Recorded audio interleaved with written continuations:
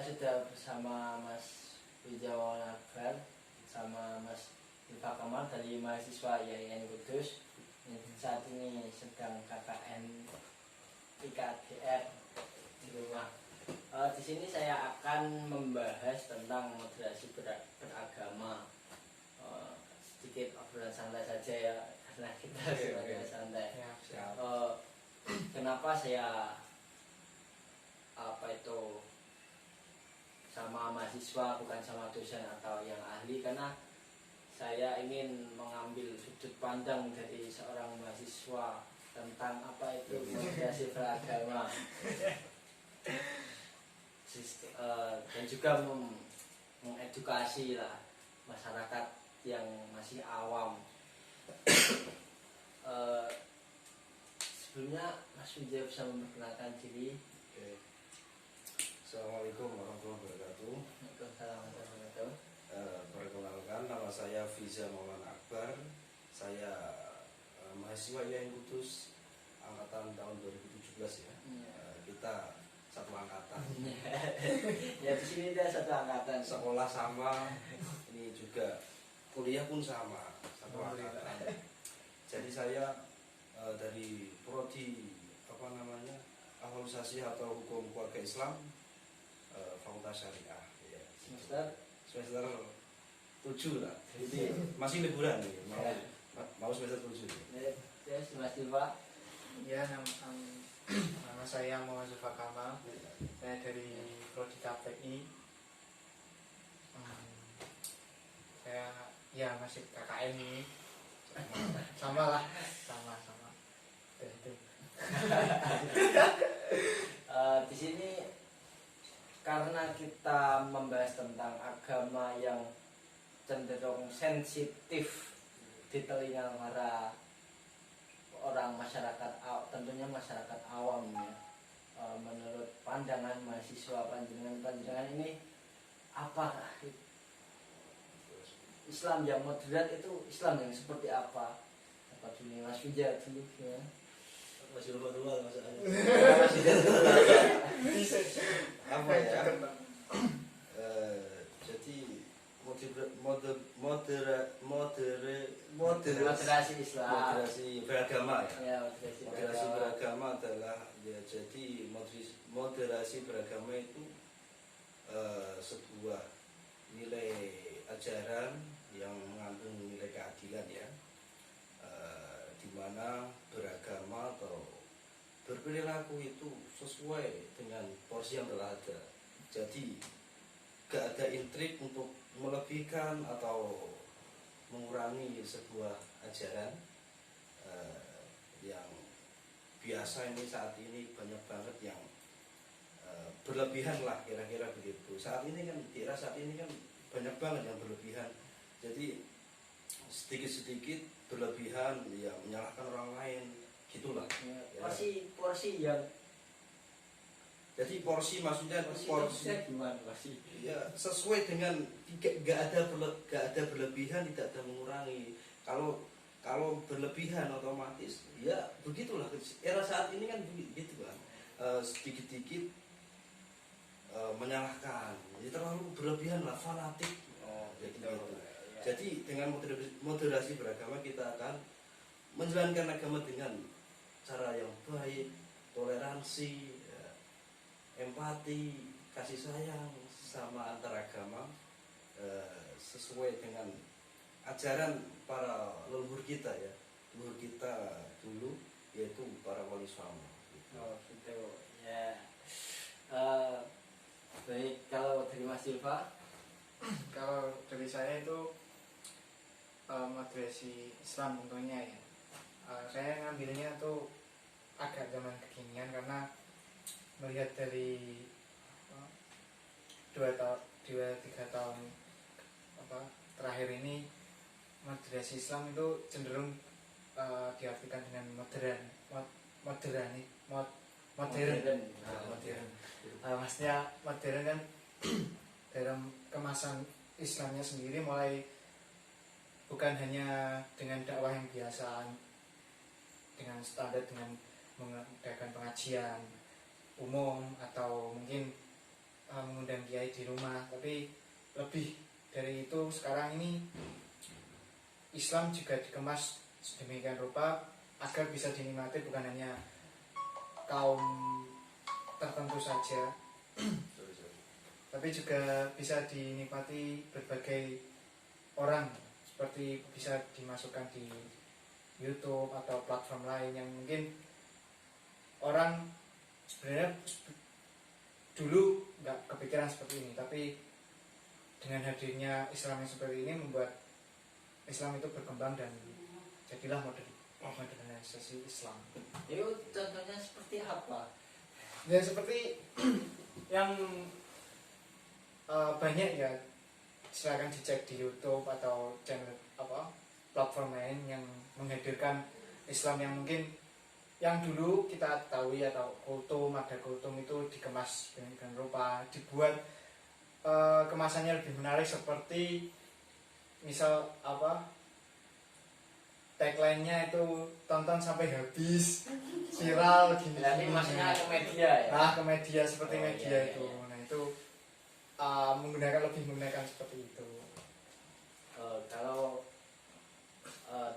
di sekitar kita ini kan banyak ya, kan kita hidup bermasyarakat. Contoh yang menurut Anda menggambarkan moderasi Islam di sekitar Anda itu apa? Bagaimana itu? Ya, gimana ya? Ya seperti yang saya utarakan tadi,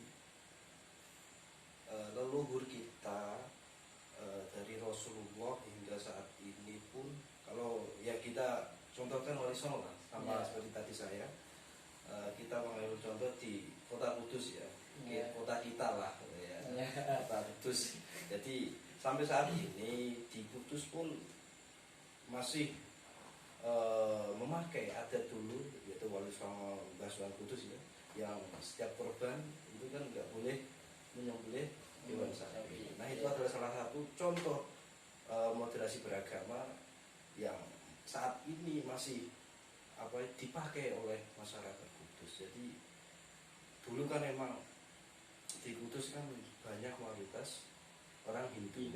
Ya. Nah hewan sapi itu termasuk hewan yang disucikan oleh masyarakat Hindu. Nah ya bisa keramat lah kira-kira itu. Nah Basuhan Kudus datang ke Basuhan Kudus dari Demak kan, sebelumnya dari Demak datang ke Kudus untuk menyiarkan agama Islam lah. Jadi itulah salah satu contoh menyiarkan Basuhan Kudus dengan cara itu. Soalnya kan masyarakat banyak yang Hindu. Jadi begitulah contohnya moderasi saat ini yang masih kental dipakai di Kudus. Tapi kan sekarang kan Kudus kan ada yang menyembelih selain apa itu jenisnya, selain kerbau ada yang memilih sapi juga. Gimana itu berarti tidak menanamkan moderasi beragama di Kudus? Gini loh, itu adat dari dulu Basuhan Kudus, mau dipakai mau enggak ya terserah orang. Jadi kan gitu kan, namanya adat, mau pakai mau enggak kan terserah orangnya. Kalau sampean mau nyembelih sapi ya monggo kan itu adat dari dulu Basuhan Kudus. Tapi sampean mau menghormati ya monggo, adat kan kita harus pertahankan kan, itu adat kan, namanya adat dari dulu kita harus lestarikan kan gitu kan. Kalau menurut saya gitu. Berarti jenengan itu memfilosofikan moderasi beragama itu dengan adat, mengakulturasikan. Ya gini, yang namanya moderasi beragama intinya kan toleransi kan. Nah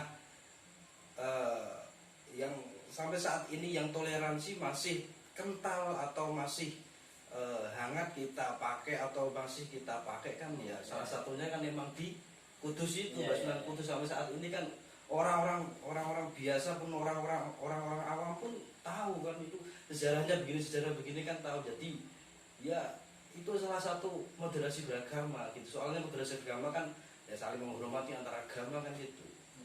toleransi, kasih sayang antar agama, empati gitu. Kalau Mas Diva sekitarnya yang Sama-sama putus ya. maksudnya yang lain gitu apakah ada Ya kalau cakupan di sekitar sih hampir sama yang disampaikan oleh Mas Fiza ini. Bagaimana Islam yang dulu itu yang mana menggunakan berbagai cara untuk bisa menyebarkan ajarannya dengan seperti tidak menyembelih sapi, dengan tidak menyinggung dengan adat istiadat di sana. Nah itu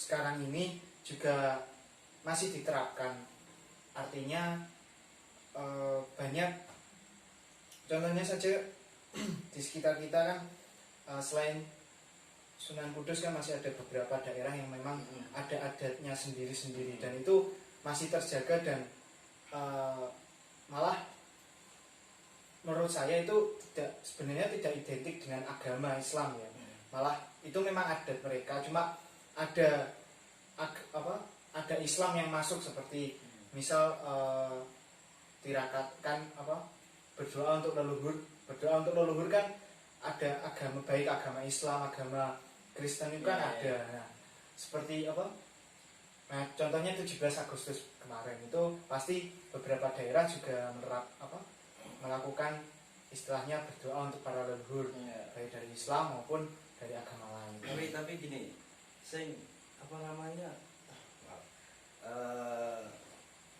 tapi wilayah Kudus yang masih menyembelih sapi itu kira-kira mana ya Mas?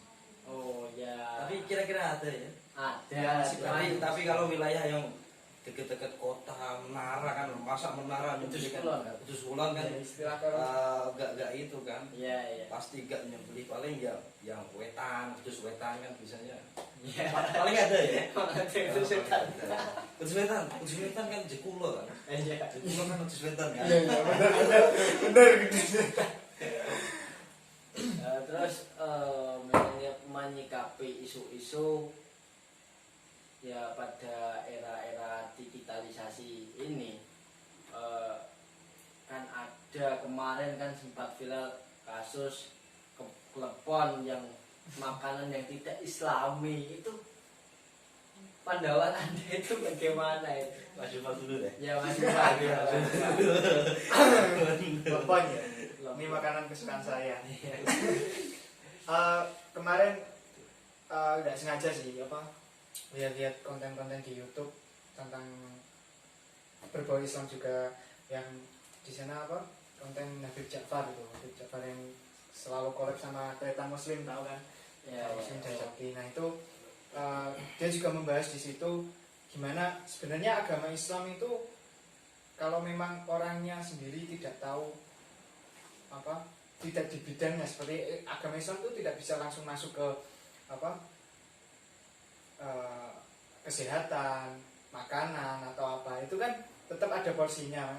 Benar orang Islam ada yang mengatur makanan halal tuh gimana, makanan haram tuh gimana, tapi kan ada jenis di situ ada ilmu lain yang tidak mungkin langsung disisipi Islam gitu kan.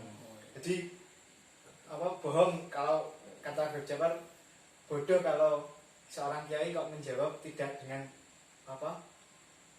dengan kemampuannya sendiri. Misal masalah COVID ini, dia mencoba menjawab soal penyakit COVID itu gini-gini, tapi kan itu ahlinya kan beda. Tidak bisa langsung Islam tuh memang ada, tapi Islam tidak langsung menjudge gitu tuh. Jadi masalah klepon ini benar kalau kata orang tuh klepon ini memang benar, bukan tidak Islam itu bukannya ini harus agama Islam yang buat itu orang Islam, enggak.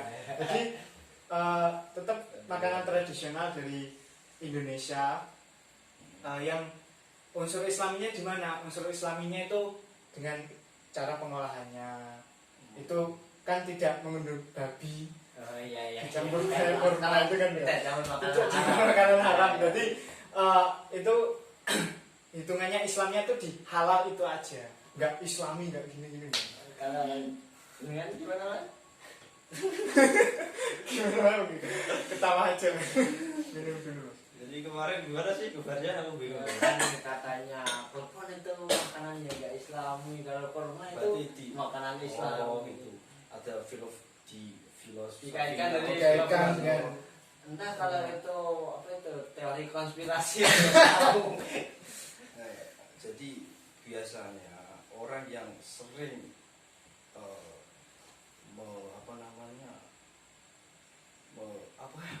ngasih label, Oh iya. itu kan biasanya orang yang belum paham lah. Ya kemarin juga pohon cemara, pohonnya Muhammad Kristen. Oh iya. Kan hampir sama.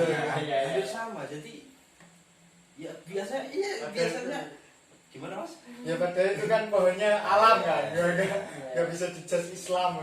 Jadi ya karena mereka itu ya kurang paham lah cara berpikir, cara ilmunya itu menurut saya ya itu belum paham lah, sedikit ini haram, ini pohon cemara, pohon Kristen.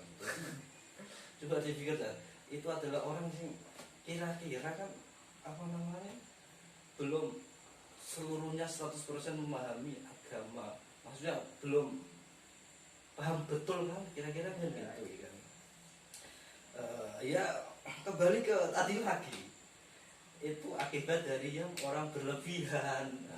Kalau orang berlebihan terlalu fanatik ya akhirnya begitu. Nah makanya moderasi beragama di era zaman ini pun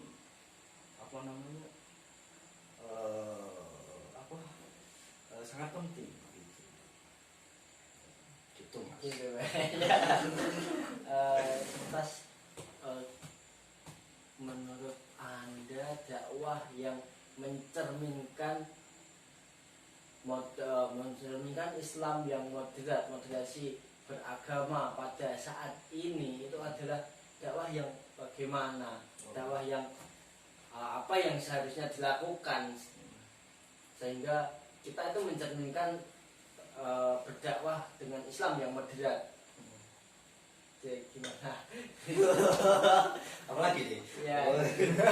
Jadi ya seperti itu pendapatnya Mas Yufa tadi. Saat ini tuh di YouTube pun banyak yang menceramahkan dengan dengan cara atau trik yang bagus, yang damai, kan gitu. Yeah. Yang damai bukan menjustis kan gitu. Menjustis ya. Bahasanya menjustis. Justice apa, Mas? Enggak tahu Mas. Salah berarti ya. Apa namanya, menuduh kayak Oh, gitu. menuduh. Langsung menghukumi sendiri ya. Bener Mas. Iya betul. MC-nya ini. Saya nggak paham. Jadi sedikit wah menyalahkan. Jadi kan yang namanya berdakwah ya seperti Mas Tutus tadi kan, memang cara-cara damai dengan cara Wali Songo pun ya begitu. Akhirnya Islam di Jawa, di Indonesia ini pun banyak yang mengikuti. Soalnya dengan cara yang damai, kasih sayang, tidak bermain kasar, kafir nggak ada gitu. Gitu. Tapi kan kalau kan dulu zaman Wali Songo kan dakwahnya seperti itu. Kalau zaman sekarang kan nggak bisa zaman bisa sekarang ya. ditarik kepada zaman dahulu. Mas Yufa sekarang Mas Yufa. Ya hampir sama sih lah. Mas Yufa monggo. Ya Ada. seperti yang tadi di masalah apa dakwah yang istilahnya kekinian itu apa bukan masalah apa sebenarnya dakwah yang pada umum standar sebenarnya itu standar, masalahnya juga hampir sama baik sekarang atau masa lalu, cuma kemasannya aja yang dibuat beda.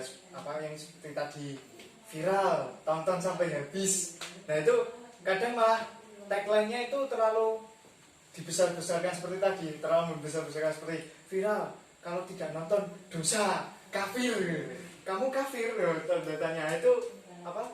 Tagline seperti itu tuh harus bisa dipahami dengan betul ya, jangan seperti kita ketahui apa, sebagai penonton kita juga berhak atau bisa melihat mana konten atau dakwah yang kita bisa tonton. Nah, terus bagaimana sih dakwah yang sekarang itu modelnya seperti apa? Nah, kalau boleh saya kasih saran tuh, bukan saran sih yang enak dilihat sekarang ini dakwahnya tuh ya seperti zaman Wali Songo, memang sedikit demi sedikit, tapi itu modelnya kalau zaman Wali Songo kan ada adat istiadat yang dibawa. Nah ini ada sering yang didakwahin sekarang itu ada unsur komedi, sering sekali unsur komedi menjadi salah satu faktor yang membuat agama orang itu tertarik untuk menonton atau bisa menikmati dengan dakwah tersebut. Nah, kita buat dakwah itu bisa mungkin dengan komedi itu satu. Nah, sering kan gini, komedi itu ada unsur di mana semua ucapan kekonyolan yang diucapkan itu tuh bisa dicerna sedikit demi sedikit. Itu mesti ada. Kalau misal komedi seperti ini, oh ternyata oh iya bener kok lucu ya, nah, itu kan ada di pikiran itu tuh pasti ada. Nah, gimana Islam itu hadir sebagai komedi, cuma bukan komedi. Ya, seperti yang saya diucapkan almarhum Gus Dur ya. Ya. Nah, Islamnya tuh modelnya tuh menggelitik gitu loh. Jadi mudah diingat, tapi pasti itu jadi patokan. Oh iya seperti ini. Oh iya Jangan ekstrim. jangan ekstrim, intinya jangan. Santai saja. Ini kita belas santai. Panas mas. Minum dulu. Jadi gini mas, Indonesia kan negara yang banyak, paling banyak lah istilahnya orang yang beragama Islam, dan banyak juga yang Indonesia itu beragam lah dengan Bhinneka Tunggal Ika, Pancasila. ya Pancasila.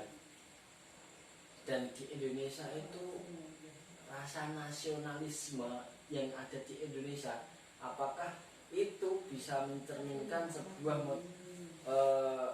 moderasi beragama? Oke. Gimana Jadi, menurut Anda? apa sih? Kamu mas, ahlinya. Saya cek. Jadi gini ya, yang namanya nasionalisme kan salah satunya adalah menerima Pancasila seutuhnya, dan Pancasila adalah ketuhanan yang Maha Esa. Jadi Indonesia ini beragam-agama, ada Islam, Hindu, Katolik, Buddha, sama apa lagi? Konghucu. Konghucu ya. Jadi kalau kita memakai Pancasila secara secara utuh, secara baik banget, itu termasuk moderasi beragama. Kenapa? Soalnya nilai Pancasila yang pertama kan ketuhanan yang Maha Esa. Jadi beragama itu saling toleransi. Kan moderasi beragama toleransi kan ya Pak, saling menghormati. Contohnya ya sampeyan punya teman-teman dari masyarakat non muslim Kristen, kita saling menghormati, saling memberi ucapan selamat. Teman non muslim Kristen itu memberi ucapan saat Idul Fitri, selamat Idul Fitri Mas Taifur kan gitu kan. Itu salah satu moderasi beragama saat ini. Jadi kita nasionalisme itu salah ya bisa dibilang adalah moderasi beragama. Tadi itu gitulah kira-kira begitu, simpel aja lah. Kalau nanti itu Ya, tambahin dari Mas Fiza tadi ya, nasionalisme bisa apa? Sebenarnya itu adalah sifat moderasi beragama. Karena apa? Karena di salah satu, saya lupa, di hadis juga diterangkan di situ bahwa apa, syarat menjadi muslim yang baik itu adalah taat kepada pemerintah dan kepala negaranya. Nah itu kan salah satu nasionalisme itu dari situ. Nah apa, di Islam yang apa, Islam Nusantara ini juga diajarkan seperti itu. Jadi kan sudah sejak zaman Wali Songo, zaman sekarang itu nggak ada yang apa, perintahkan untuk buat agama sendiri, itu kan nggak ada. Itu kan nggak ada. Tapi kita kenapa membaur dan bagaimana adat yang istilahnya jelek, istilahnya apa, adat yang tidak normal atau tidak punya norma itu bisa dikatakan norma karena ada agama di situ. Jadi agama sebagai penyeimbang antara adat, rasa cinta nasionalis, dan juga apa, sosial. Jadi bineka tunggal ika pun ya sama-sama nasionalis, moderasi beragama, cerminan Islam. Ini sebelumnya itu pernah ada kasus-kasus yang sensitif banget ya menurut saya itu. Judgenya gini, apakah Pancasila dengan Al-Quran itu lebih baik yang mana? Dan menyikapi hal itu bagaimana? Ya, masih buat dulu deh. Gantian. Ya, kalau dikatakan baik yang mana itu, kalau katakan baik sendiri kan artinya bagus atau bisa dicontoh. Nah, keduanya ini kan apa? Pedoman juga. Dan sebenarnya salah kalau dua ini disatukan, maksudnya disatukan tuh dibenturkan apa, lebih unggul mana, itu kan salah. Karena Al-Quran sendiri itu agama dan Pancasila itu dasar negara yang harus kita patuhikan. Juga apa, Islam mengajarkan untuk patuh dengan negaranya. Nah, negara Indonesia di Pancasila juga mengatur untuk patuh kan ketuhanan yang Maha Esa. Berarti kita juga apa, harus memilih, ya kita memiliki Tuhan dan patuh kepada Tuhan kita sendiri. Nah, itu balance. Dan hal yang salah jika itu dua hal itu apa, Al-Quran dan Pancasila itu dibenturkan dan dibuat seolah-olah Al-Quran yang lebih unggul. Ya memang lebih unggul semua. Tapi kan apa, nggak bisa dikata unggul ini. Padahal kita kan sama ya, negarais apa, nasionalis tapi juga agamis. Ya, karena kita bukan negara Islam. Ya itu kalau Aduh apa ya? Aku paham Mas, maksud sampean Mas. Jadi banyak orang yang mau menghilangkan Pancasila karena sudah gitu kan. Saya kira gini, Pancasila adalah sebuah ajaran agama juga ya. Pancasila itu ajaran agama. Iya. Jadi Pancasila itu sudah syar'ullah, atau kalau di kaidah usul fikih apa ya? Kemarin aku keluar ini ya. Jadi Panas. Pancasila itu adalah syar'ullah, ya syariat Allah. Soalnya dalam kaidah usul fikih, jadi semua masalah kalau baik untuk masyarakat itu adalah syariat Allah. Oke, contoh ya. Kita hukum lalu lintas, undang-undang lalu lintas, undang-undang ITE, undang-undang yang mengatur soal masyarakat. Itu termasuk syariat Allah. Syariat yang wajib diikuti. Soalnya yang nama syariat itu kan apa aja yang bermaslahat untuk masyarakat. Di situ namanya itu ada syariat Allah. Jika dia usul fikih begitu. Aku lupa ya. kemarin bahasa Arabnya apa ya? Pernah lupa. Itu kira-kira gitulah. Jadi Pancasila itu termasuk ajaran agama. Gitu. Ya. Salah satu ajaran agama adalah terkandung dalam Al-Quran. Gitu. Nambahin sedikit ya. Masalah pengen menjadi negara Islam sendiri itu tuh pemikiran yang agak terlalu fanatis dan agak bodoh, karena dia juga kan mengatakan, mungkin mereka juga secara sadar atau tidak sadar kan mereka juga lahir di rahim yang sama, yaitu Ibu Pertiwi, dan Wali Songo rata-rata bukan hanya dari Islam, jadi dari Arab atau Timur Tengah, tapi juga ada beberapa keturunan dari Nusantara sendiri. Dan Wali Songo saja tidak berani membuat negara Islam, tapi membuat negara yang berpedoman dengan syariat-syariat Islam.